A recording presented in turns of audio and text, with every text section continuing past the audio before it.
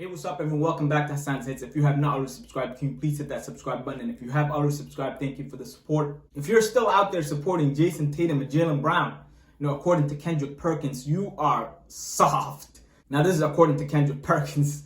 Okay, so let me just backtrack here. Kendrick Perkins has been on some kind of mission to basically go at Jayson Tatum. I mean, you got to call a spade at this point.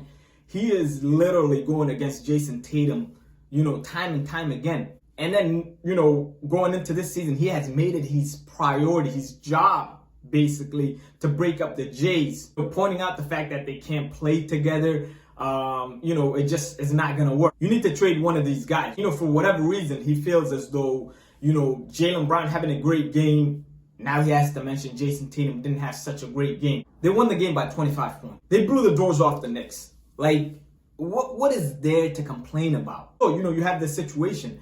Kendrick Perkins, horrible take. This guy Nick, who runs the CLNS podcast network, jumps in and basically says Kendrick Perkins is absolutely right.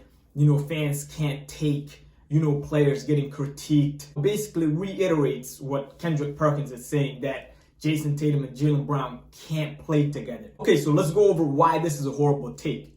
Because they've played great together for years, up until this point. So what's different about this season? Number one, you have a new coach who's trying to implement a new system. You have different role players. You have basically new schemes and rotations being implemented. Brad Stevens is no longer the coach. He's the GM. Udoka is now the coach. He's implementing his system. They have to get used to it. Also, Jayson Tatum and Jaylen Brown have not shared the court together that many times this season, whether it be due to protocols or injuries. They have not played together that many times this season. Right off the bat, that's just a horrible take from, Kendrick Perkins. The mere fact that, Jayson Tatum and Jaylen Brown have played great together on the biggest stage in the NBA playoffs. The Boston Celtics have made the Eastern Conference Finals 3 out of 4 years. And, I saw some comments, mostly from the older generation, basically saying, you didn't win a championship. It means it's a losing season. That's just such a bad take. It's such a horrible take. So going to the conference finals is the same as your team being a lottery team. As a fan, you feel the same way if your team hit the lottery as if your team went to the Eastern Conference Finals. That's just stupid. That's a dumb take. And so you have that, Jayson Tatum and Jaylen Brown have played great together for years. This is their first time struggling while they're on the court together. Like I mentioned, it's for great reasons. You have a new coach, you have new schemes, you have new rotations, you have different role players. You have a lot of different things being implemented. And then you have, on top of all of that, two players who have not been on the court together that many times this season to implement these new strategies. You have Jayson Tatum, who's a superstar in the making. You have an all-star, a potential, superstar in Jaylen Brown. You have two guys who are two-way players. They can score the ball and they can defend. If you are any team in this league, you're not letting go of these two guys. You're going to try to build around them. You're going to try to figure out a puzzle that fits around them in order to win a championship. But you're not going to break these two guys up. You have the situation where this all came about. You have the Big Three era, the championship. The Celtics having 2 cracks at the title, getting back to the conference finals. All of these things. And then the Big Three get traded away for these young players and picks. And so all you have is how is this going to work out? We've seen teams that are in rebuild mode for 25 plus years. They never get out of rebuild mode. You have a situation like the Sacramento Kings. When's the last time the Sacramento Kings were a good team? And so whenever you're going into a rebuild, there's uncertainty.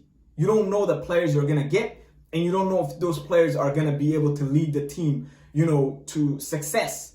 So Danny Ainge and Brad Stevens, I believe Brad Stevens has a lot to do with Jayson Tatum and Jaylen Brown. A phenomenal coach. Phenomenal coach. One of the best coaches this league has ever seen.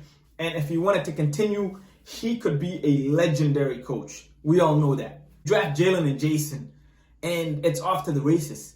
You're talking about 3 out of 4 years in the Eastern Conference Finals. Both of these guys, young players, 25 and under. Both basically not in their prime yet. And you want to break them up? at the first sign of adversity, which I explained already, is not even like their fault. Kendrick Perkins wants to break these two up. For what?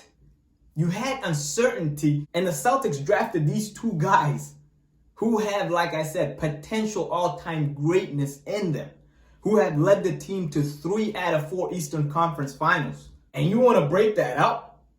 For what? They have not even hit their prime yet. This city and this team, the entire fan base wants to see these two guys lead this team to a championship. Everyone feels like they can do it. They're up for the job. Perk, leave them alone. They're going to figure it out. They will. That's what I think of this situation. Let me know what you guys think. Comment, like, subscribe. Peace.